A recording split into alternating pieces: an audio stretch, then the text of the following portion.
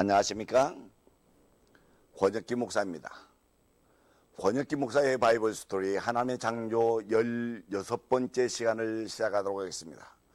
저번 주에 이어서 지구의 운명은 사람에게 달려있다라고 하는 두 번째 시간입니다. 저번 주에도 여러분에게 말씀드렸듯이 여러분, 이 지구의 운명은 사람에게 달려있습니다. 저번 주에 노아 홍수 때까지 여러분에게 말씀드렸습니다. 노아 홍수 때 사람의 범죄가 어떻게 나타났는가라고 하는 것을 창세기 6장에서 여러분에게 말씀드렸고, 사람의 그 죄악이 가득함과 사람의 마음의 생각이 항상 악할 뿐임을 보시는 하나님께서 이 땅에 사람을 지으신 것을 한탄하셨다라고 하는 말씀, 진짜 얼마나 하나님이 사람 지으신 것을 한탄하셨으면 한탄하셨다 그렇게 말씀하셨겠습니까? 여러분, 이 한탄했던 그 모습들을 우리가 보면서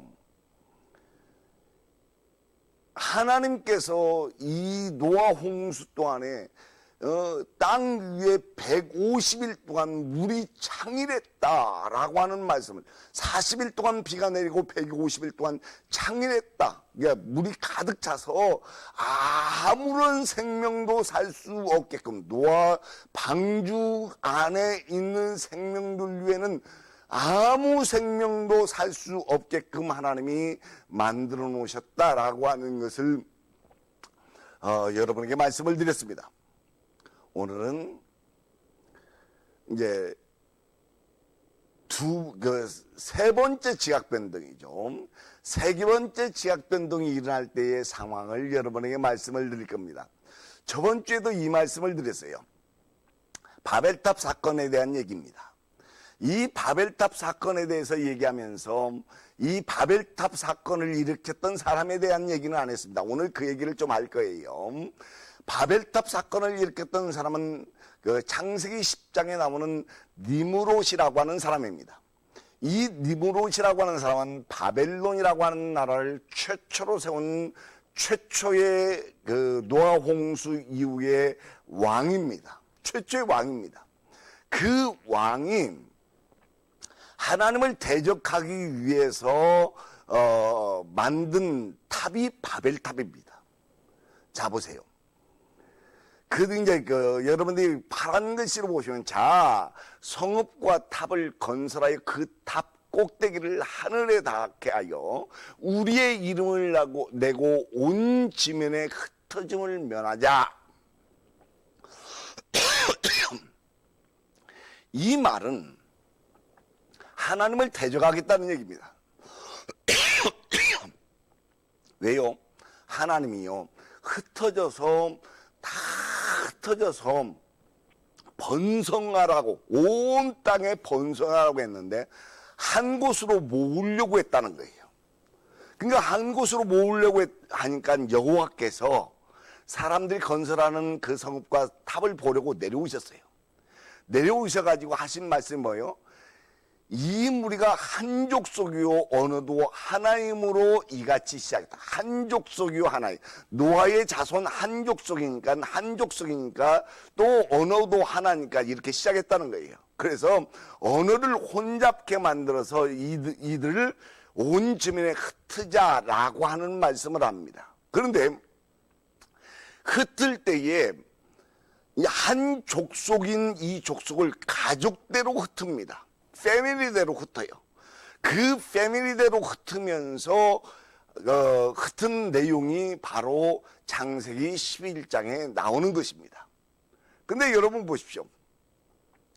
이 상황을 주도했던 사람이 바로 니므롯이라고 하는 사람입니다. 니므롯은 창세기 10장 8절에서 12절까지 나옵니다. 이 니므롯이라고 하는 사람은요, 자, 구스의 아들입니다. 이제 우리 성경, 번역된 성경 그대로 제가 얘기합니다. 근데 세상에서 첫 용사입니다. 이 첫 용사다, 세상에서 첫 용사다라고 하는 것은 이 노아 홍수 이후에 용감했던 사람이 최초의 용감했던 사람입니다. 이 용감했던 그런 모습이 어떻게 바벨론의 첫 번째 서사시라고, 바벨론에 지금까지 전해지는 서사시, 첫 번째 서사시가 길가메시 서사시라고 하는 서사시가 있습니다. 이제 길가메시라고 하는 영화가 나온다라는 얘기를 들었습니다만은, 길가메시 서사시의 그 길가메시가 바로 니무롯이다라고 하는 얘기를 합니다. 자, 여호와 앞에서 용감한 사냥꾼이에요. 여호와 앞에서 용감한 사냥꾼. 이제 이 얘기에 대해서는 좀 이따 여러분에게 다시 말씀드릴 거예요. 그리고 그의 나라는 시날 땅 바벨과 엘렉과 아갓과 갈레에서 시작됐어요. 그러니까 시날 땅에서 시작됐습니다. 그런데 그 땅을 아수르로 나갔어요. 이 아수르로 나갔는데, 이 아수르라고 하는 땅은 바로 이 그러니까 구스는 함의 자손이잖아요. 함의 나라가, 함의 종족이 넘어가지 아니해야 되는 곳입니다. 무슨 말인 거니? 함의 땅은 이 가나안 이남입니다. 이쪽 시날 땅, 이쪽 가나안 땅, 이쪽 아프리카 땅입니다. 아프리카 쪽으로 땅입니다. 이제 나중에 여러분에게 한 덩어리 땅 가운데 여러분에게 보여드릴 거예요. 그 땅 밑에입니다. 그 땅 위에 쪽, 동쪽으로 있는 땅은 바로 셈족속의 땅입니다. 그 셈족속의 땅, 아수르 땅으로 쳐들어가서 큰 성읍을 나센이라고 하는 큰 성읍, 니느웨와 나센이라고 하는 큰 성읍을 건설하게 됩니다. 그러니까 최초의 정복자였다라고 하는 것을 우리가 알 수 있는 대목입니다. 자, 이제 니무롯에 대해서 성경에서는 이렇게 얘기했지만은 납비의 저술서들에서는 어떻게 얘기하고 있는가라고 하는 것에 대해서 여러분에게 말씀을 드릴 겁니다. 니무롯이라고 하는 이름은 반역하다라고 하는 의미를 가진 히브리 동사 마라드라고 하는 것에서 유래됐다라고 얘기합니다. 그러니까 니무롯이라고 하는 이 말 자체가 반역했다라고 하는 동사인 마라드에서 유래가 됐다는 거예요. 그러면 그가 니무롯이라고 불린 이유가 무엇인가? 그가 온 세상을 선동하여 하나님의 주권에 반역하게 했기 때문에, 반역하게 만들었기 때문에 그렇다라고 바벨로니아 탈무드에서는 그렇게 얘기하고 있습니다. 대홍수 이후에 존재했던 최초의 제국의 창건자이면서 왕이었다. 그는 여호와 앞에 있는, 성경에서도 여호와 앞에서 그런 말을 하잖아요. 이 여호와 앞에서라고 하는 말은 히브리 말로 리프네라고 하는 말입니다.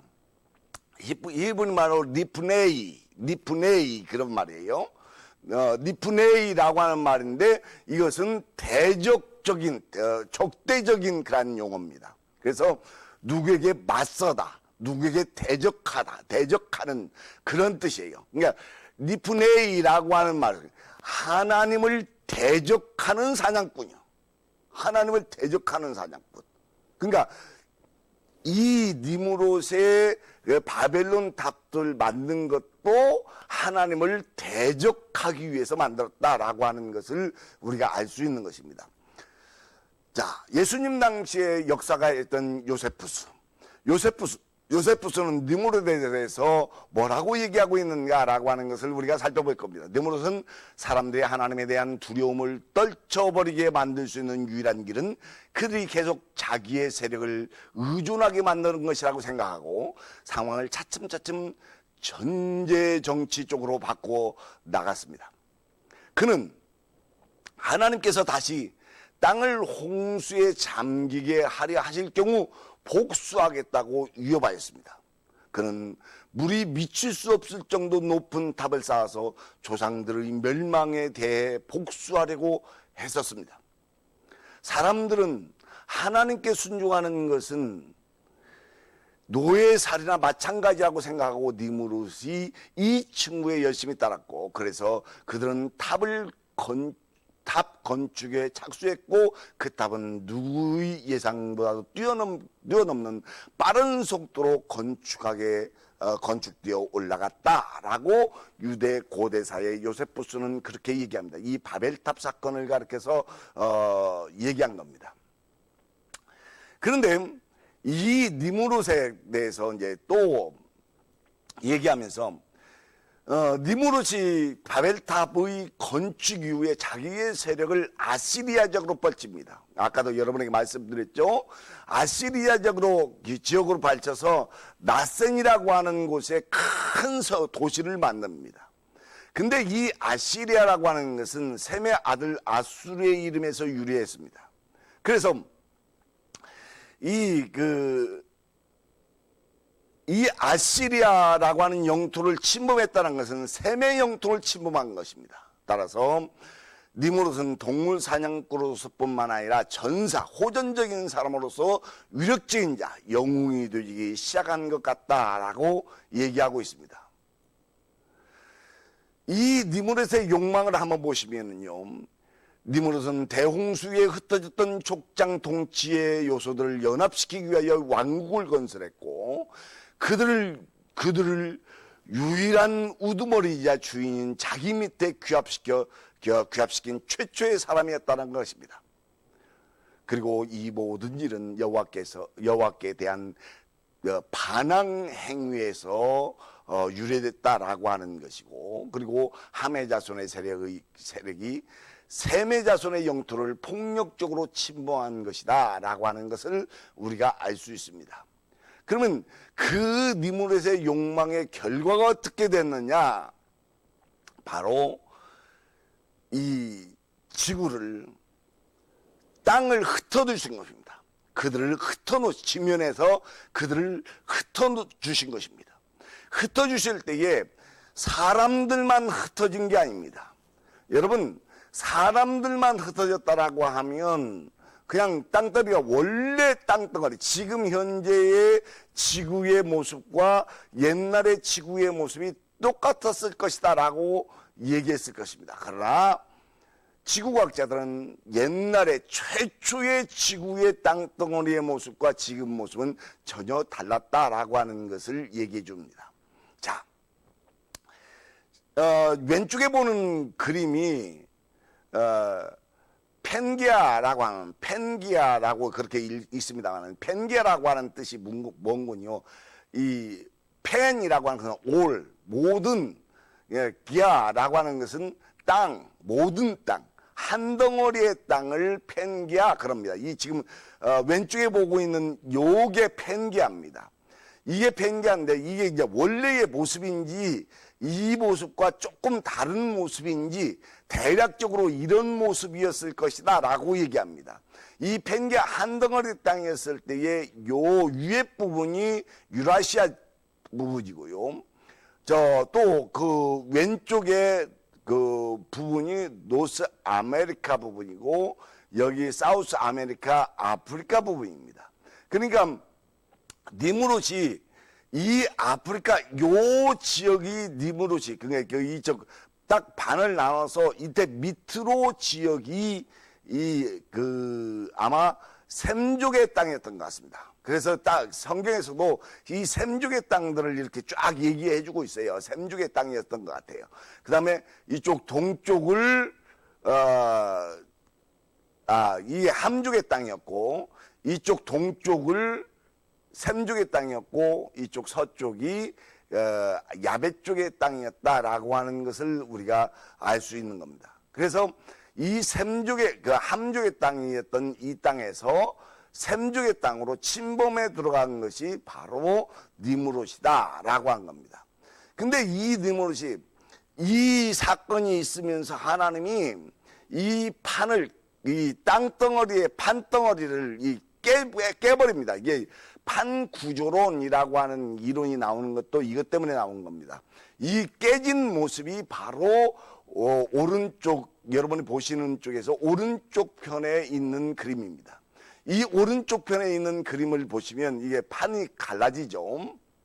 판이 갈라지고, 이 판이 갈라지면서 유라시아 쪽하고 북아메리카하고 남아메리카하고 이 그 밑에 쪽에 있는, 제일 밑에 쪽에 있는 것이 바로 그 남극 쪽이고, 그 남극 쪽에 오른쪽에 있는 것이 오스트레일리아고, 좀 그 남극의 위쪽에 있는 것이 이게 바로 인도판입니다. 인도판.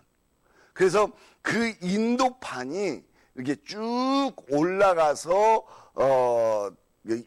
이 유라시아의 중간 부분에 갖다 붙습니다. 이 갖다 붙은 바람에 생긴 것이 뭔군요? 바로 히말라야 산맥입니다.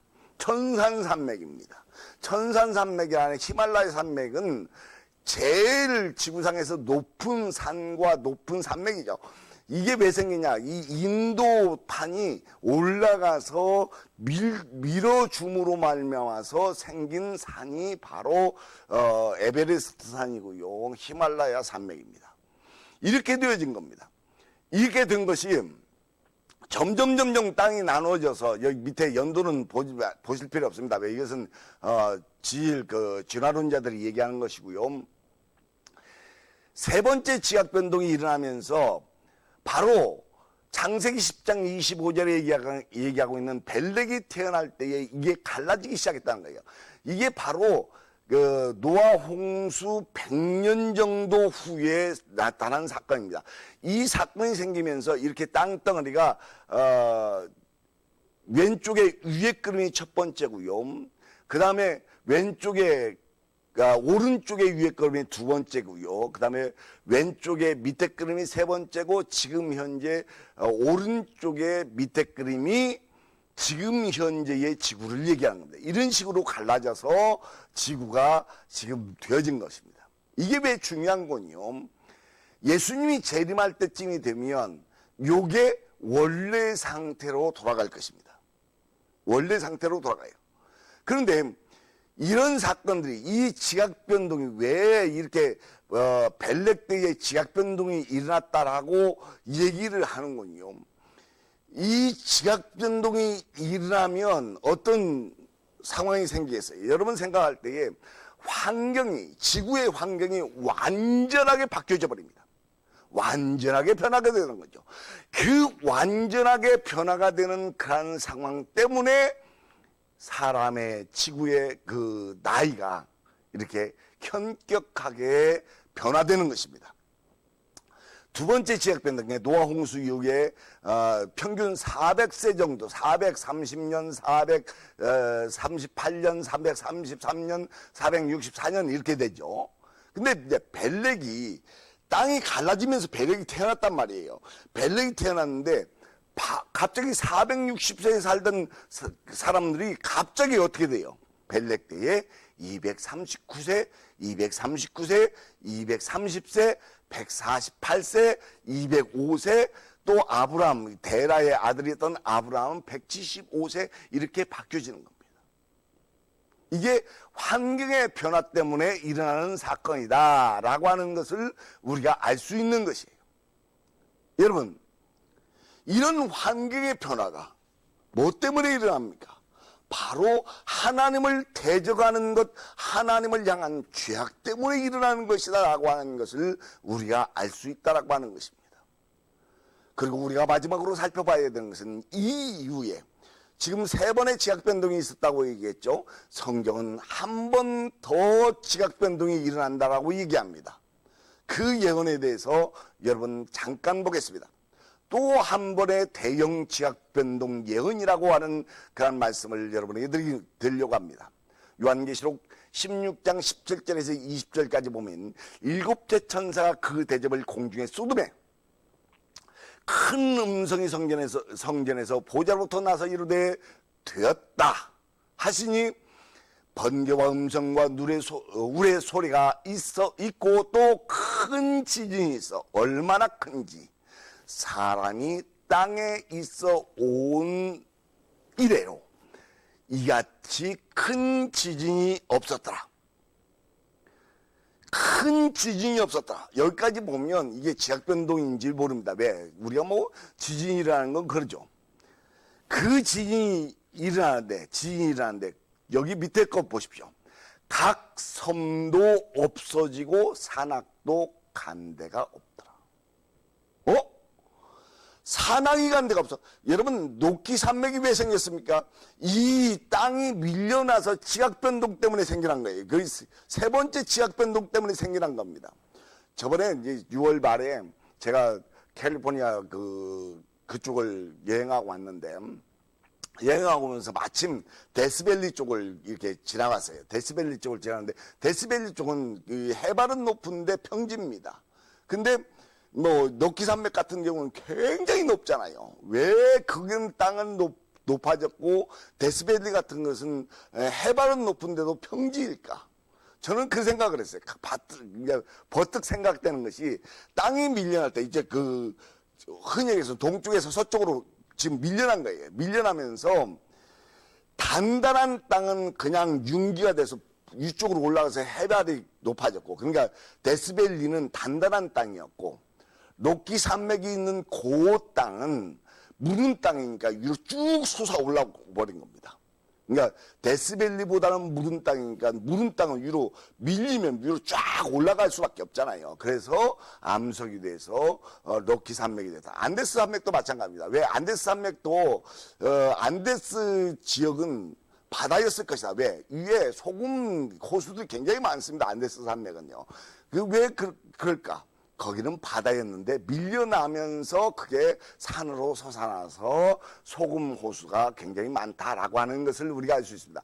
그러면 그 땅이 됐을 때에 각 섬도 없어지고 산악도 없어졌다. 그러면 그 땅이 이게 원래 밀려났던 데서 정상적으로 다시 원상태로 돌아간다는 얘기입니다. 원상태로 돌아가면 어떻게 되겠어요? 그 높아진 것이 다시 가라앉겠죠. 가라앉은 땅이 원래의 지구의 모습의 상태로 바뀌어질 것이다 라고 저는 봅니다. 이게 이제 지구과학자들이 원래 땅을 그려놓은 것입니다만은 지구가 이렇게 될 것이다, 저는 그렇게 보고 있습니다.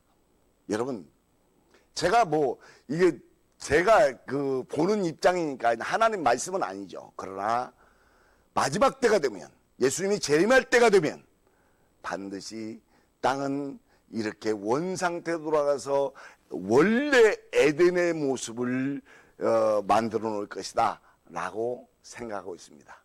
여러분, 감사합니다. 권혁기 목사였습니다. 다음 시간에 뵙겠습니다. 감사합니다.